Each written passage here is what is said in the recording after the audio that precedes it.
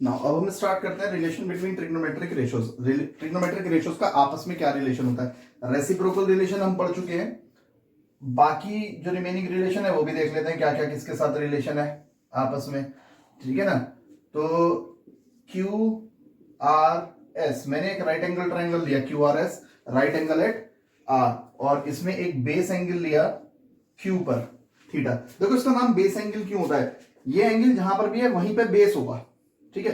देखो ये कौन सी दो साइड्स के साथ है, बेस और हाइपोटेनस।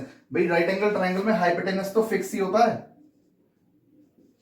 90 के सामने। आप ट्राइंगल को कैसे ही रोटेट कर लो, चाहे आप राइट एंगल ट्राइंगल ऐसे भी बना दोगे ना यूं करके, है ना, और ये इसका 90 से आर से क्यू से एस, तो 90 के सामने हमेशा हाइपोटेनस ही मिलेगा आपको। देखो पहले भी क्यू एस ई हाइपोटेनस था, पोजीशन चेंज भी कर दोगे तो भी 90 के सामने, तो हाइपोटेनस तो फिक्स होता है। सिर्फ जो इंटरचेंज हो जाता है बेस एंगल की वजह से, वो बेस और परपेंडिकुलर में हो जाता है, ठीक है। देखो कैसे, सपोज मैंने यहां थीटा लिखा इस एंगल को, ठीक है, तो कौन कौन सी साइड्स हैं, हाइपोटेनस और एक ये वाली साइड है, तो जो रिमेनिंग साइड होती है हाइपोटेनस के साथ वो बेस हो जाता है। अब सपोज अगर मैं थीटा यहां ले लेता हूं दूसरे वर्टेक्स पर, तो देखो हाइपोटेनस तो फिक्स है, तो रिमेनिंग जो साइड है वो बेस हो जाती है, ठीक है। अब जैसे यहां पे ये रिमेनिंग साइड बेस होगी तो ये परपेंडिकुलर हो जाएगा। सपोज थीटा यहां पर है, यहां नहीं है, अब थीटा यहां पर है, तो हाइपोटेनस तो फिक्स है, तो ये बेस हो जाएगा और रिमेनिंग साइड क्या बन जाएगी, परपेंडिकुलर। तो ये होता है, तो इसलिए इसको बेस एंगल भी कहते हैं। तो इस समय ये कहां पर है, क्यू पर, तो ये तो हाइपोटेनस फिक्स है, तो रिमेनिंग साइड जो क्यू आर है वो बेस बन जाएगी।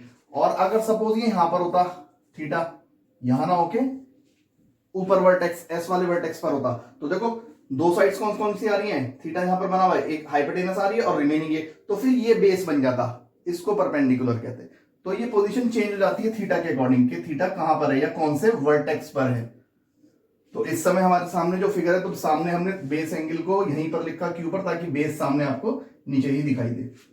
अदरवाइज हम कॉपी को रोटेट करके पढ़ते हैं, बेस अगर यहां आ गए तो कॉपी को रोटेट करके देख सकते हैं, बेस ये परपेंडिकुलर है, हाइपोटेनस तो फिक्स है 90 के सामने। चलिए, तो हमें ये भी पता होना चाहिए कि भैया वर्टेक्स के हिसाब से ही परपेंडिकुलर और बेस लेने पड़ते हैं कि वर्टेक्स का कौन सा वाला नाम चल रहा है, थीटा जहां पर है वो, या फिर नेमिंग के अकॉर्डिंग भी आ जाता है। चलो नेमिंग के अकॉर्डिंग अभी एग्जांपल करेंगे तो उसमें और ज्यादा क्लियर हो जाएगा मैं क्या कहना चाह रहा हूं आपसे। चलो, relation between trigonometric ratio. Suppose हमने एक क्यूआरएस एक राइट एंगल ट्राइंगल लिया, अपने टॉपिक पर आते हैं वापस। क्यूआरएस एक राइट एंगल ट्राइंगल लिया, तो ये रहा परपेंडिकुलर, ये रहा बेस, ये रहा हाइपोटेनस। तो अभी मैंने आपको 6 ट्रिग्नोमेट्रिक रेशियोज लिखवाए थे। Number first sine theta, sine theta होता है perpendicular upon hypotenuse. Number second cos theta, base upon hypotenuse. Number third tan theta, perpendicular upon base. Number fourth cosec theta, तो मैंने आपको बताया था कॉसेक किसका रेसिप्रोकल होता है, साइन का। तो अगर मुझे ये तीन वैल्यूज याद हैं तो कॉसेक इसी का उल्टा लिख दूंगा, साइन का, H upon P. Number fifth sec theta, तो अभी हमने रेसिप्रोकल रिलेशन में पढ़ा था सेक कॉस का उल्टा होता है, तो देखो कॉस का उल्टा बी अपॉन एच है, तो ये क्या हो जाएगा, H upon B. And number six cot theta, cot उल्टा होता है टेन का, तो टेन पी अपॉन बी है, तो कॉट क्या हो जाएगा, बी अपॉन पी। तो अब यहां पे क्या रिलेशंस होते हैं, पहले ध्यान से देखना, बहुत ध्यान से देखना। नंबर फर्स्ट, साइन किसका उल्टा था, कॉसेक का। कहने का मतलब साइन और कॉसेक एक दूसरे के रेसिप्रोकल हैं। तो जब भी हम दो रेसिप्रोकल ट्रिग्नोमेट्रिक रेशियोज का प्रोडक्ट करते हैं, कहने का मतलब अगर मैं साइन थीटा का प्रोडक्ट, ये dot is stand for product, product करता हूं कॉसेक थीटा के साथ, कॉसेक थीटा से, तो आंसर क्या आएगा, आंसर क्या आएगा देखते हैं।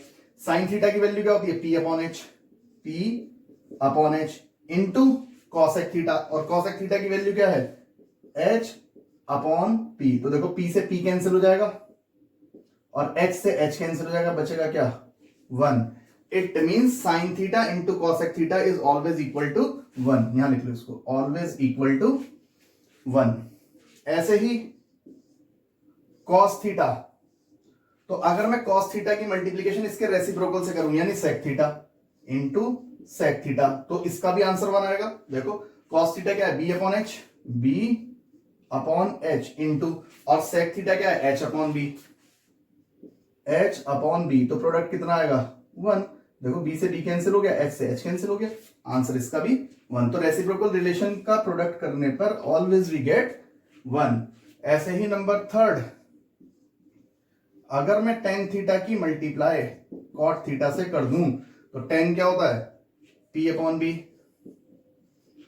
tan और cot रेसिप्रोकल होते हैं ना एक दूसरे के, तो tan हो गया p अपॉन बी और cot हो गया b अपॉन p इंटू में b अपॉन p। तो देखो p से p कैंसिल हो गया, b से b, तो अगेन वी गेट 1। तो एक रिलेशन तो ये पता लगा कि अगर हम ट्रिग्नोमेट्रिक रेशोज में रेसिप्रोकल्स का प्रोडक्ट करते हैं, ट्रिग्नोमेट्रिक रेशोज का आपस में रेसिप्रोकल से प्रोडक्ट करेंगे तो always we get 1। Number fourth बड़ा इंपॉर्टेंट है, ध्यान से देखिएगा। हमारे पास tan थीटा को लीजिएगा जरा, tan थीटा साइन थीटा और cos थीटा में भी एक रिलेशन होता है, वो क्या होता है जरा ध्यान से देखो। tan थीटा को मैंने लिया तो tan थीटा की वैल्यू क्या होती है p अपॉन b, ठीक है। तो मैंने इसमें एक काम करा, tan थीटा, इसका न्यूमरेटर है p, तो न्यूमरेटर को h से डिवाइड करा और डिनोमिनेटर था बेस यानी b, उसको भी h से डिवाइड करा। वही बात है, h से h कैंसिल होकर फिर p अपॉन b बचेगा। तो ध्यान से देखना, tan theta is equal to numerator में पहले p अपॉन h, तो देखो p अपॉन h किसके इक्वल होता है साइन थीटा अपॉन, और फिर बेस में देखो मतलब इसके डिनोमिनेटर में, तो डिनोमिनेटर में बेस अपॉन हाइपोटेनस, तो देखो बेस अपॉन हाइपोटेनस क्या होता है cos थीटा। तो this is the relation between tan theta sine theta and cos theta. क्या रिलेशन होता है कि tan theta is always equal to sine by cos, ठीक है। फिर एक रिलेशन और मिल जाएगा मुझे, अगर tan theta sine by cos है तो cot थीटा किसके इक्वल होगा फिर, तो अभी तो हमने पढ़ा था cot हमेशा किसका उल्टा होता है tan का, तो जो भी tan की वैल्यू होगी cot हमेशा उसका रेसिप्रोकल हो जाएगा। तो देखो साइन बाय cos का उल्टा क्या आना चाहिए, मेरे अकॉर्डिंग क्या आना चाहिए cos theta upon sine theta, यही होगा। tan का उल्टा क्या होगा cot, तो cot की वैल्यू वही हो जाएगी जो tan का रेसिप्रोकल होगा। तो tan है साइन बाय cos, तो cot क्या हो जाएगा cos बाय साइन। ये कैसे आया इसको भी देखते हैं, ठीक है। अभी देखना, इसको भी बना के दिखाता हूं आपको कैसे आया। cot थीटा देखो क्या है हमारे पास, cot होता है base upon perpendicular, base upon perpendicular. तो मैंने एक काम करा, इसमें भी h से डिवाइड करा ऊपर नीचे, यानी कहने का मतलब हाइपोटेनस से, तो न्यूमरेटर को भी कर दिया और डिनोमिनेटर को भी कर दिया, ठीक है। बात वही है, h से h कैंसिल होगा तो b अपॉन p बचेगा। अब देखो b upon h cot theta is equal to b upon h, ये रहा b अपॉन h किसके इक्वल है cos थीटा अपॉन, और p अपॉन h किसके इक्वल है साइन थीटा। तो देखो आ गया नहीं आ गया, cot किसके cos बाय साइन, तो रेसिप्रोकल ही तो हो गया, ये साइन बाय cos था tan, तो cot का आंसर इसका उल्टा हो गया cos by sine. Is it clear. तो these are the relation between the trigonometric ratios. Trigonometric ratios का आपस में एक दूसरे के साथ ये रिलेशन भी होता है, रेसिप्रोकल का रिलेशन तो पढ़ा ही पढ़ा, और ये रिलेशंस भी होते हैं क्या कि ट्रिग्नोमेट्रिक रेशियोज के रेसिप्रोकल्स को और सिंपल ट्रिग्नोमेट्री को अगर आप मल्टीप्लाई करोगे रेसिप्रोकल के साथ तो ऑलवेज वी गेट 1, है ना। कोई भी ट्रिग्नोमेट्रिक रेशियो है उसकी उसी के रेसिप्रोकल से मल्टीप्लाई, ऑलवेज वी गेट 1। एक तो ये पढ़ा हमने, और दूसरा tan और cot का क्या रिलेशन होता है साइन cos के साथ, ये पढ़ा। तो now pause the video and note it down. अब कुछ क्वेश्चंस करेंगे तो और ज्यादा टॉपिक क्लियर होगा।